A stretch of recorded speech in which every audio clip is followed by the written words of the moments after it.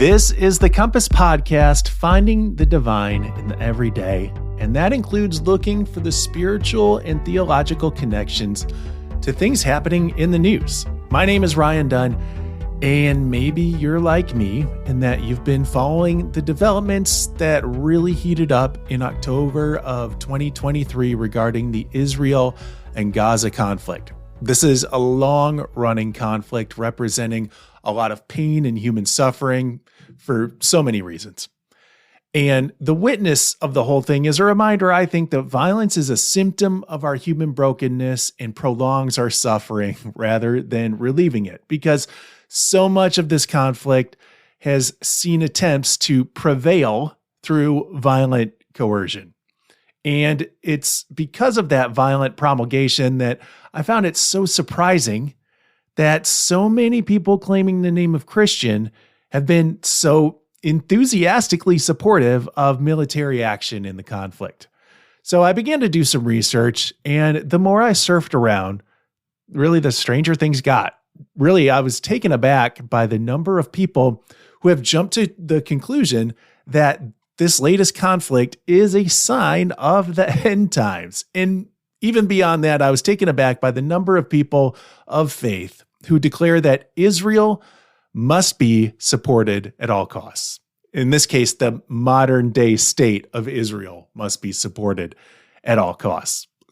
In this episode, I want to share what I've found in this research. And the question for me was, why do so many Christians seem to be so blindly invested in supporting the modern day state of Israel? And I want to unpack that question a bit, because I want to separate this Israeli state from the Jewish people, because I'm not convinced that the same blind support is there for the larger context of Judaism. The support is specific to the nation state of Israel. I also want to be clear that I'm not interested in proclaiming a right side and a wrong side in this conflict. The use of aggressive violence perpetuates harm and widens the gap between the adversaries. Violence does not lead to the establishment of peace. So that's my soapbox on that matter. What I'm really interested in getting to the bottom of is this religiously driven blind support of Israeli militancy. We're going to dive into some theological history. We're going to talk about big terms like eschatology, and with that, Christian end times beliefs. All that stuff is wrapped up in why some American Christians declare Israel must be supported no matter what. In order to get into all that, though, we probably need to start with the actual roots of the current Israeli-Palestinian conflict that has now flared into the conflict between the state of Israel and the Hamas group operating out of Gaza. So let's go back to the 1940s. I mean, there's certainly a lot more history prior to that, but for our purposes, we can start here. By the end of World War II in 1945, the Zionist movement, which is an advocating for a Jewish homeland in what had become known as Palestine, that's the Levant, that area at the end of the Mediterranean Sea, eastern end of the Mediterranean Sea, this Zionist movement had gained a lot of momentum, and Jewish immigration to the region had increased. And this, of course, was in part fueled by the horrors of the Holocaust. Meanwhile, the Arab majority opposed the establishment of a Jewish state and sought their own independence. The British government at this time held a mandate over Palestine, and they were struggling to maintain order and address the conflict and the demands of the Jewish and Arab populations. In 1947, just exhausted by the tensions and the violence in the area, the British government referred the matter to the United Nations, asking for a solution to the ongoing conflict. And the UN came up with a plan to partition the area known as Palestine into two separate states, one Jewish and one Arab, with Jerusalem being placed under international administration. The Jewish state would receive about 56% of the territory, despite Jews making up about 1/3 of the population and owning, at that time, less than 10% of the land. Now, the Jewish leaders accepted this partition plan, seeing it as a pretty good opportunity to establish a Jewish state. And of course, it sounded like things were kind of favorable for them. However, understandably, the Arab leaders were a little bit more resistant, both in Palestine and in the surrounding countries. So they rejected the plan, opposing any partition and opposing the establishment of a Jewish state. It's a fictional account that I'm referring to here, but in The Source by James Michener, there's this account of the days leading up to the British leaving the area and the UN partition plan being put into place. And the two sides, the Arab side and the Jewish side, are lining up to go at each other almost like it's a football play. I mean, there's this sense that like they're jockeying into position, they're trying to read each other's formations and respond to that. And the British leaving is going to be the snap of the ball. And then these two sides are going to clash together and commence tearing each other into shreds. And in reality, that's not far off from what happened. On May 14th, 1948, the State of Israel was created, and that sparked the first Arab-Israeli War. The war ended in 1949 with Israel's victory, but at that time, about 750,000 Palestinians were displaced, and the territory was divided into three parts now: the State of Israel, the West Bank of the Jordan River, and the Gaza Strip. As part of the UN's plan, again, Jerusalem was supposed to be under international administration, but that never happened. Following the 1948 war, Jerusalem itself was partitioned into a portion controlled by Israel and then another controlled by Jordan. And tensions, of course, remained high for the next 18 to 19 years. In June of 1967, Israel now preemptively attacked Egyptian and Syrian air forces, responding to what they deemed were provocative maneuvers by Egypt. And this started what they call the 6-Day War. After the war, Israel gained control over the Sinai Peninsula and the Gaza Strip from Egypt. They took control of the West Bank and East Jerusalem from Jordan, and they took control of the Golan Heights from Syria. Now controlling all of Jerusalem, Israel declared that the city would be its eternal and indivisible capital. This move has not been recognized internationally. Most other countries recognize Tel Aviv as the Israeli capital, except that in a move to appease American evangelicals, and we'll talk in a bit on why this is important to them, the Trump administration of the United States moved the U.S. Embassy to Jerusalem in 2017. Now, jumping back to 1973, there was another war between Israel and its neighbors, this one initiated by Egypt and Syria.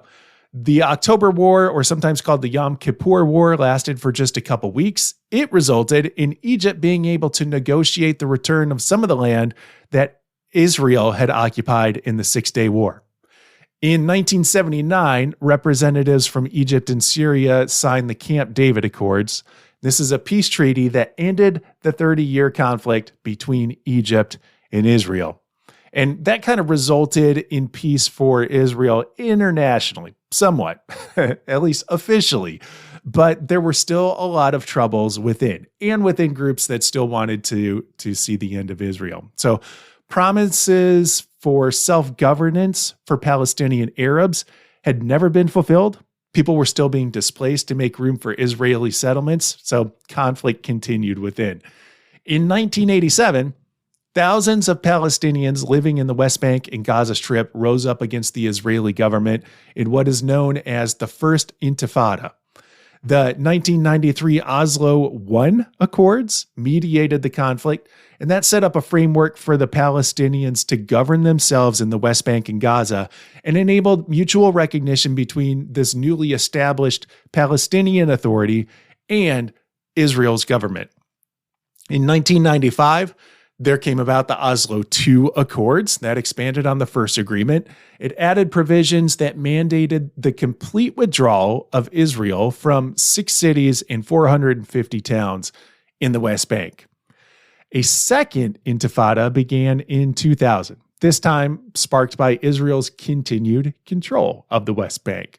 This resulted in harsher measures being taken by Israeli authorities, and of course, more resentment ensued. Meanwhile, a militant group called Hamas won control of the Palestinian Authority's parliament. Hamas was internationally considered a terrorist organization. As part of its charter, Hamas calls for the destruction of Israel and the establishment of an Islamic society in historic Palestine. Now, Hamas's ascendancy caused a rift in the Palestinian Authority, and the group was overthrown in some parts controlled by the Palestinian Authority, but it retained control in Gaza. Now, since then, Hamas has fired rockets and mortars into Israel since the group took over the Gaza Strip in the mid-2000s. And early in the morning of October 7th, 2023, Hamas launched several thousand rockets into southern and central Israel, hitting cities as far north as Tel Aviv. Hamas militants also breached the heavily fortified Gaza border and infiltrated many southern Israeli towns and villages, killing hundreds of Israeli troops and civilians and wounding and kidnapping scores more. Hamas's military leader, Mohammed Daif, said the group undertook its assault because of Israel's long-running blockade of Gaza, its occupation of Palestinian lands, and its alleged crimes against Muslims. The Israeli government then responded by declaring war against Hamas and prepared to carry out what it called a complete siege of Gaza. Since then, the two sides have traded daily rocket fire, and Israel has ordered more than 1 million Palestinian civilians in northern Gaza to evacuate ahead of a possible ground assault. Meanwhile, Gaza is running out of water, fuel, and supplies amid an Israeli aid blockade, and the conflict risks spreading to a cross-border kind of situation as strikes escalate in Lebanon and Syria. Okay, so that's the picture in the area painted with some very, very broad brushstrokes. It's awful, right? It's also a long way from the United States. It involves actors who are of different religions. So the question remains, why are so many American or Western Christians so passionate about the security of Israel, and why do they care where the Israeli capital is? And why do they see recent events in 2023, those that I've just really detailed, as a possible sign that the end times are upon us and that Christ is returning? Let's get into it. Okay, some Christians interpret certain passages in the Bible, particularly in the books of Daniel, Ezekiel, and Revelation, as prophesying events that they believe will occur in the end times, a period they associate with the return of Jesus Christ and the final judgment. These interpretations are often grouped under the term eschatology, which is the part of theology concerned with things like death, judgment, and the final destiny of the soul, and the final destiny of all of creation and all of humankind. The idea that a war between Israel and its neighbors, or between Israel and internal combatants, that this war is a sign of the end times, is rooted in these eschatological beliefs. And it is particularly associated with dispensationalist and premillennialist interpretations of the Bible. We're going to get into definitions for those terms. Many dispensationalist and premillennialist Christians believe that the establishment of the State of Israel in 1948 is a fulfillment of biblical prophecy and a key sign that the end times are near. They often point to passages in books, again, like Ezekiel and Daniel, that describe conflicts involving Israel and surrounding nations in the end times. So let's talk about these theological groupings, dispensationalism and premillennialism. If you're popular with the Left Behind series from the late 1990s or early 2000s and the subsequent movies, like we had one set that had Kirk Cameron, Nick Cage was in a Left Behind movie, then you've gotten a peek into dispensationalism. The basic ideas go something like this.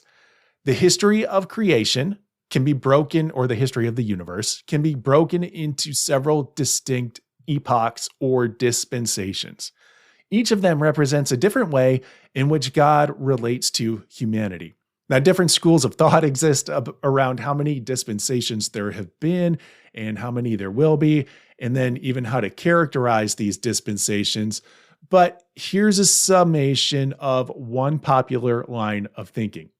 The first dispensation was the age of innocence. This was before the fall of Adam and Eve. The next one was the age of conscience. This was the period from Adam to the great flood and Noah. Then came the dispensation of human government. This was from Noah to Abraham. Then came the period of promise. This was from Abraham to Moses. Then the dispensation of law from Moses to Jesus. Then came grace from Jesus to the future rapture. And then comes the millennium, which is a future 1,000-year reign of Christ on earth. The nation state of Israel has become wrapped up in the idea of this final dispensation, the millennium. Dispensationalists hold to a very literal interpretation of the Bible, especially around prophetic passages concerning the end times and the nation of Israel. And here we need to note that a core ideology behind dispensationalism is that there are two peoples of God. Israel is one, and Israel consists of the descendants of Abraham, Isaac, and Jacob. And then the other, grouping of people of God is the church, the Christian church. And it consists of all those and only those, whether they are Jew or Gentile, who are saved between the day of Pentecost, when the Holy Spirit came to the believers and followers of Jesus, and the beginning of the end times.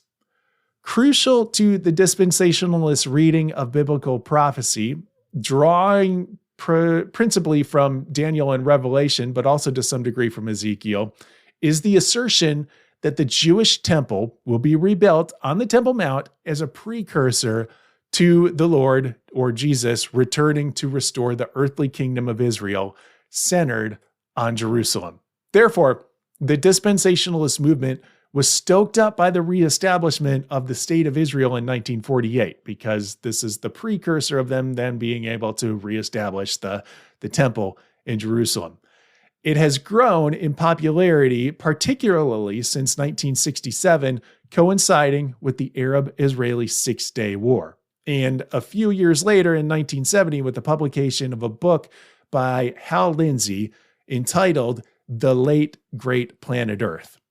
Dispensationalism teaches that the second coming of Jesus Christ will be a physical event, by which a worldwide kingdom, earthly kingdom, will be established in human history, and it will be geographically centered in Jerusalem. The second coming happens as two key steps are completed. In the first step, Christ returns to resurrect the chosen, saved, or blessed dead, and also to rapture the living believers from the earth. Now, let's take another little sidebar for a moment and talk about the rapture. Again, definitions depend upon whom you ask, but generally speaking, the rapture is predicted to be an instant where the faithful are sucked into the air and away from the earth. In a sense, they're raised to heaven and taken from earth. And the idea finds its genesis in 1 Thessalonians chapter 4, verses 16 and 17, which says, "For the Lord himself will descend from heaven with a cry of command, and the archangels call, and with the sound of the trumpet of God. And the dead in Christ will rise first. Then we who are alive, who are left, shall be caught up together with them in the clouds to meet the Lord in the air, and so we shall always be with the Lord." In essence, the faithful are taken away from the earth so that they can escape the tribulations that are to come. After this rapture, a 7-year period of hardship and tribulation occurs. There will be famine and wars and the rise of the Antichrist, and all of this climaxes in the epic battle of Armageddon, during which Christ intervenes and establishes a literal 1,000-year millennial kingdom on earth. As such, some dispensationalists are often associated with the circulation of end times prophecy, which professes to read omens of the second coming in current events, which is what they're looking at right now. Again, as you can decipher from the blurb about the rapture, dispensationalists hold a very literal view of the Bible. Since it says people will be raised into the air in 1 Thessalonians, dispensationalists believe people will actually go meet Jesus in the air. And dispensationalists take this literal view to prophecies within the Bible. They believe that the numerous prophecies in the Old Testament regarding the restoration of Israel and the Jewish people to their land are to be fulfilled literally, and many are still yet to happen. Again, we need to note that dispensationalists hold to a view that Israel is a group of people separate from the faithful. So to them, the protection of the nation of Israel is necessary in order to usher in the new millennium. When the prophecies to restored Israel are then fulfilled, Jesus returns. You got that? I want to note that dispensationalism is not a theological vein that has always been a part of the Christian tradition. Despite its popularity, it's actually a relatively new idea, first appearing in the 1800s. A man named John Nelson Darby introduced the idea that history is divided into these distinct dispensations during which God deals with humanity in different ways. And Darby lived from 1800 to 1882. Cyrus Scofield picked up on the idea and in 1909 included it in the Scofield Reference Bible, which became widely used among evangelical Christians. The Dallas Theological Seminary leaned into dispensationalist theology, and as its influence spread, so then did dispensationalism. I mentioned another theological concept being central to an end times fascination with Israel, and that being premillennialism. This is simply the aforementioned idea that the second coming will occur before a literal 1,000-year reign of Christ from Jerusalem upon the earth. Dispensationalists are premillennialists, but not all premillennialists are dispensationalists. You got that? In the end, this theological stream places a heavy emphasis on the state of Israel because its supporters see Israel's existence as the fulfillment of prophecy, and therefore, support of Israel is support of the will of God. It's probably obvious that personally I'm skeptical of dispensationalism.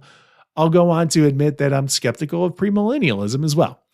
I bring this up to note that there's a wide range of belief across Christianity about the end times and even stances on Israel. I don't really foresee a rapture happening. What I will say I have in common with the millennialists, however, is an expectation that at some point God's full, wonderful vision for creation will be enacted. Though, again, there are some disagreements about what that is actually going to look like. I can't affirm, though, that God's aims will be accomplished through violence and war. But I will offer that I'll agree with the premillennialists on another idea. We need an intervention of peace. Remember, the premillennialists say that Jesus will intervene in the final battle of Armageddon and usher in the new millennium. I'll agree. We need this intervention. I totally believe that the presence of Christ is one of peace and mercy. And I think actually this represents a calling for the faithful. It isn't really a calling to support a nation state at all costs. Instead, it's to entertain ideas of how we each represent a presence of reconciliation, mercy, healing, and peace, even into situations marred by harm and misunderstanding. And when we see that witness, that one that is marked by this mercy and reconciliation and peace, when we see that witness, that's where we're seeing the movement of God, even in the midst of a nasty situation. Okay, that's a wrap on a bit of an offshoot episode of Compass. It's a lot less heavy on the personal story and a lot more heavy on the information and history, but I needed to understand what was happening here, and I thought you might benefit from hearing some perspective on the situation as well. Let's keep co-host Michelle Maldonado in mind as she is traveling for work and then comes home to have some medical treatment done. On behalf of Michelle, I want to share some good news that our episode about the Moral Monday movement in Nashville won an award from the United Methodist Association of Communicators. Great to feel that love. And you can join in the love train by posting a rating or review on your podcast listening platform of choice. I think Apple Podcasts is a great one and certainly makes the rating and review process pretty easy. So click on over there, and doing that helps our exposure on the podcast a little bit. Thank you to United Methodist Communications for their support as well. Episode notes and links are up on umc.org/compass. And as part of this episode and the notes herein for this episode, I'll include links to pages where I pulled a lot of the information and research from. Again, that's on umc.org/compass. You might find that stuff helpful. We'll be back with a fresh episode in 2 weeks. In the meantime, peace to you.